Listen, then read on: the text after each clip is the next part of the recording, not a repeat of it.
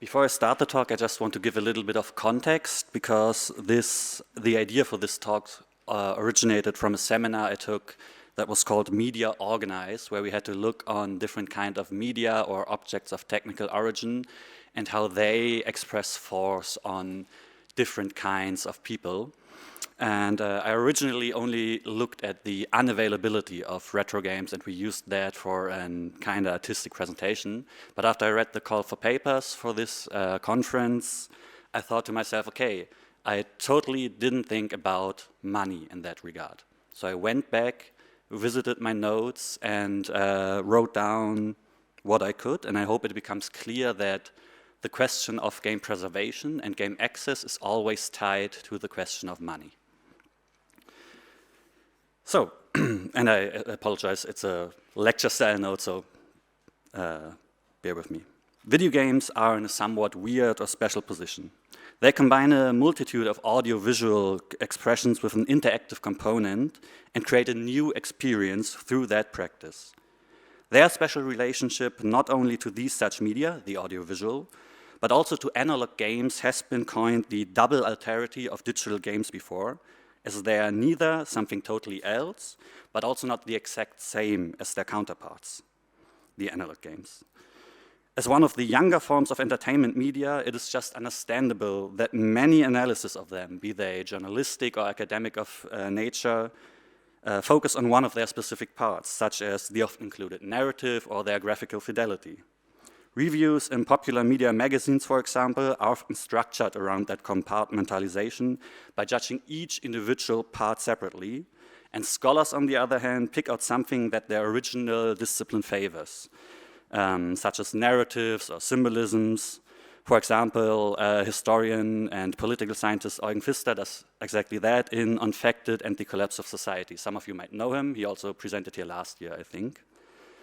And this talk will not be an exception to that phenomenon, but rather than on the building blocks that make up the games people play, it will focus on a specific form of materiality and ownership, how game studios handle questions resulting from it, and how gamers are affected by their actions. And I'm gonna paint a picture using the example of, I can see it here, okay, Super Mario 64. Have it here also. Some of you, I guess most of you know the game. So Super Mario 64, yeah, I took this picture in my kitchen, by the way, that's why it looks a little amateurish. It released in 1996 as a launch title for Nintendo's third big home console, the Nintendo 64, for about $60. I use dollars here to not have to count our currencies before the euro, so that's it. It was instantly hailed as a revolutionary game that introduces 3D platforming into the world, even though that honor technically belongs to other games. Nonetheless, it remains one of the most influential games of its and also today's time, having led many others to follow its example and take inspiration. This includes 1998 Banjo-Kazooie and Spyro the Dragon, as almost all of Nintendo's later 3D Mario mainline titles. The Super Mario franchise also remains one of the most or best-selling game series as of today. You can find figures ranging from 250 to 400 million sold units online, and has led to countless publications across all types of media. Most notably for this talk, maybe the Machinima, a narrative video most often produced through the hacks of the in-game engine, filmed by environmental organization Greenpeace in 2007. You can see it here, wherein Mario, together with the playable characters from other system mascots, Halo and God of War, Master Chief and Kratos respectively, is faced with the electronic waste produced by the never-ending cycle of consoles being released and then made obsolete a few years later when their successor arrives. In theory, because we all know we tend to hold on onto our consoles, but there's still a lot of electronic waste. We won't dwell on that ecological implications of the short film though, but rather on the idea of release cycles, because it is natural for each new console to come with their own lineup of games that the predecessor is not able to utilize and vice versa. This also holds true for the next title in the Super Mario series, Super Mario Sunshine, which was released for the Nintendo GameCube and could only be played there, while Super Mario 64 was not playable on it. It's a simple question of hardware used. The Nintendo 64 games were shipped on these cartridges, while the GameCube used optical mini discs. I don't have one here, but just imagine a small CD. And only recently, with the newest generation of Sony's PlayStation and Microsoft Xboxes, notably not the Nintendo Switch, did these circumstances change in a big way, because that doesn't mean that there weren't consoles that were backwards compatible before, but due to, let's call it, some communication missteps from the previous generation, it became a major point of contention also in marketing. And now it's way easier to almost transfer the whole catalog to the new systems due to that the hardware is built on the same logic as its former counterpart. Now we backtrack for a second, just as the new door opened up in the previous level, to the beginning of this text, because games like Super Mario 64 also share another double alterity with other media, and that is there, for the longest time at least, dependence on the corresponding hardware. If we think of books, for example, they consist, in maybe two broken down terms, but for this example, of letters on a page of paper. And while the production may have changed from copywriting to manual typesetting to laser printers, that is what they had to work with. The content of the medium book always remained the same. Text made up of individual letters, made up of ink. Similar was the change from analog to digital. Movies just had to be transferred. Just. Games, though, they are, as we now showed, built in tune with the consoles they are produced for and only play on that hardware. And with the releases of new consoles and new games, older ones fall out of the commercial interest of the developer and as such no longer produced and or available to be bought through official means. Unless, and now we come to the actual part with money, they are ported, remade, or similar, because in when was it, 24, Super Mario 64 was remade as Super Mario 64 DS. The game has seen since then multiple versions on different platforms. This one did cost $40.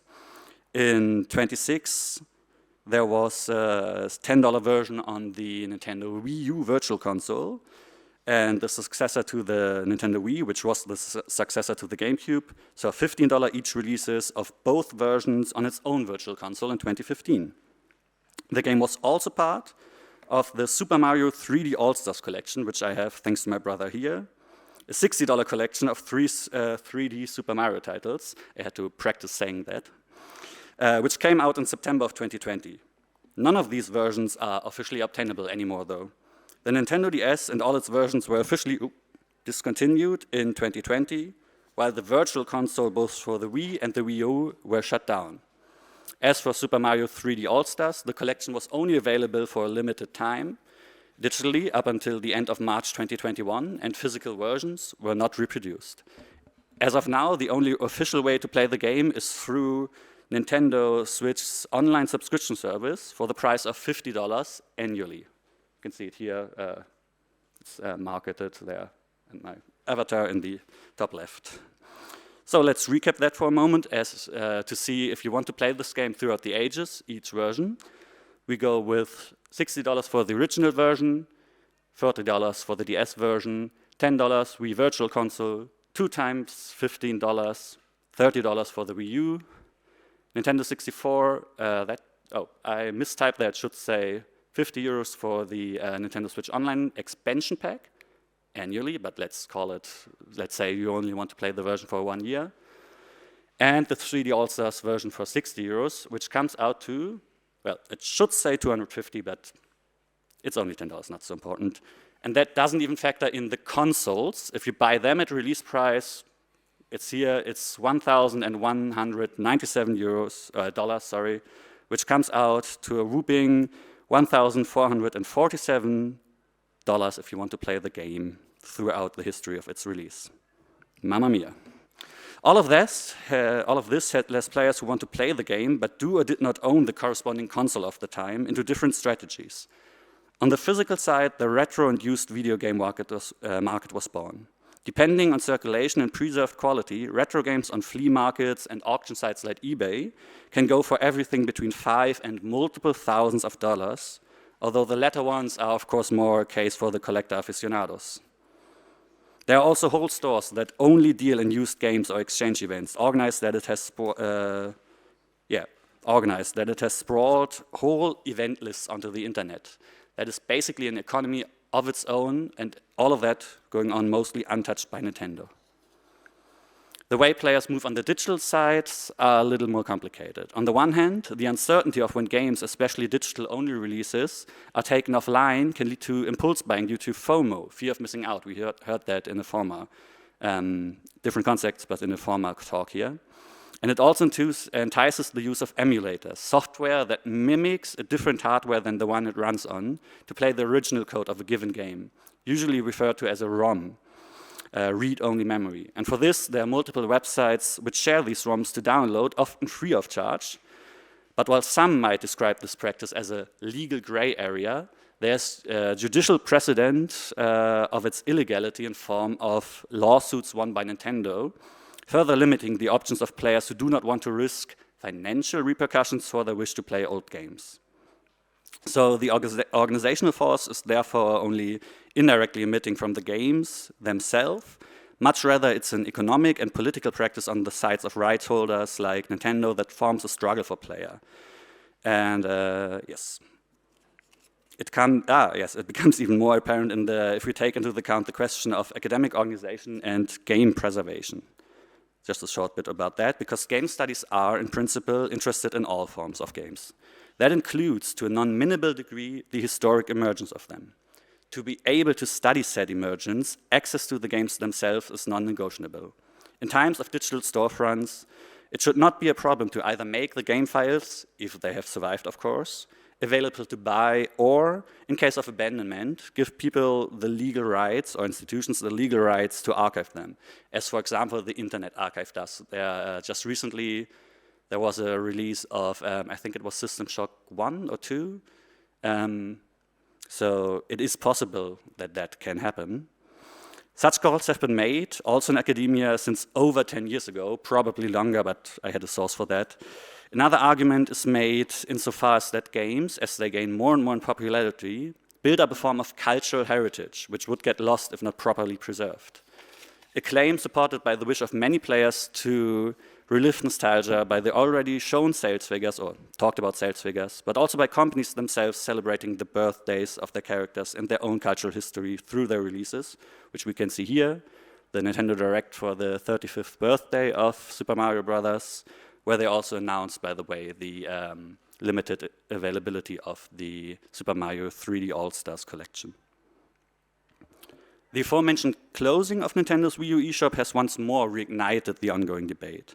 While game scholars try to find solutions in tandem with Nintendo, their position remains steadfast for the given moment. They oppose any attempt at the organization of an online library, and so far have been given the legal right to do so, under financial threat to the people that, of course, try to organize that. But there are still efforts brought on by these business practices to combat the loss of games and game knowledge. Individuals create podcasts. You might know podcasts like Stay Forever to at least save the knowledge about games, or try to save games being taken offline, like the YouTuber The Completionist did when he bought every single game that was on the Wii U and 3DS shop before the eShops closed. He also worked together with the Video Game History Foundation. I don't know if you have seen the study that was released a few months back. It was called Survey of the Video Game Reissue Market in the United States. And it reshined the light on the problems and also managed to gather some public support and visibility. I don't have the exact number here, but I think they had a number like only 70% of all games ever released in North America are currently available. So for the time being, the everyday player faces few options yet. There are repeated calls for Nintendo to release their old games, showing that players are, through their wish of playing old favorites, willing to enter into a symbolic order that would then be established by Nintendo, where the players would pay them. In the case of Super Mario 64, they admittedly have the chance, which hidden behind a console, a costly console, but they still have the chance. But for many other games, that is not the case, and for those seeking these games, there's a game itself afoot, almost like a hunt, which can be thrilling but also stressful and even more expensive, the retro hunt. And in some cases, where games offer the possibility of multiplayer, either corporational or versus. The players that love the games, if they are old games or new games, come together and organize events like the yearly Evolution Championship Series to compete while raising money for charity. In 2013, Nintendo also tried to prevent the streaming of their fighting game Super Smash Bros. Melee, but caved in after fan backlash. The game went on to collect the most donations of all participants there, which I now just noticed I don't have the number, but the game was also no longer available anymore. So how long do I still have? 5 minutes, okay, then I can quickly just take the boot off Nintendo's neck here for a second to talk about another form which games can get lost, which is also related to money, because I've brought with me some of the licensed Lord of the Rings games that Electronic Arts published between 22 and 29. They are also no longer available because the rights went on from Electronic Arts to Warner Brothers and are now in the hands of the Embracer Group. So the question is, these games, of course, would be easy to reissue to the market, but it would have been negotiations between Electronic Arts and Embracer. At first, it might seem like that is a question of licensing, or a legal question, but in the end, it's a question of who gets what piece of the cake. The cake in this case being money, and even if Electronic Arts gets back those licenses, I don't think if we look at recent publications of older video game collections like, let's say, this Metal Gear collection, that some of them would be issued at a fair price. So in the end, the chapter might read a tad activistic, or the talk may sound activistic, but to recap, it will go a little step further and divide, because there are now two forces of organization being pushed on players and archivists in this constellation. One being neutral or even positive by the games themselves, that one is passive, and is simply expresses itself through the practices of people trying to preserve the old games in a playable manner, and also people trying to play those games, and they would pay for it. But the second force is of a hindering or negative nature, and it's the active counterpart to the first one. It's the economic and political practice that I already mentioned by rights holders like Nintendo. We can just hope that a solution can be found before games face the same fate as early silent films, when estimated 70% of them have been lost to time. So in the end, I just want to say that I think that is also a question of game access, and I'm especially interested in Rudolf Inder's talk later today, because I think that access to games, like older games, there are also people that already act as gatekeepers because they say, oh, you didn't play the old games that I played, you are not a real gamer anymore, or you can't talk about this because you don't know how hard I had it with Super Mario 64, the new games are so much better. And maybe I read too much into the abstract of gaming capital, but I think there are some overlaps. So thank you for listening, and yeah, have a good lunch. If there are no questions.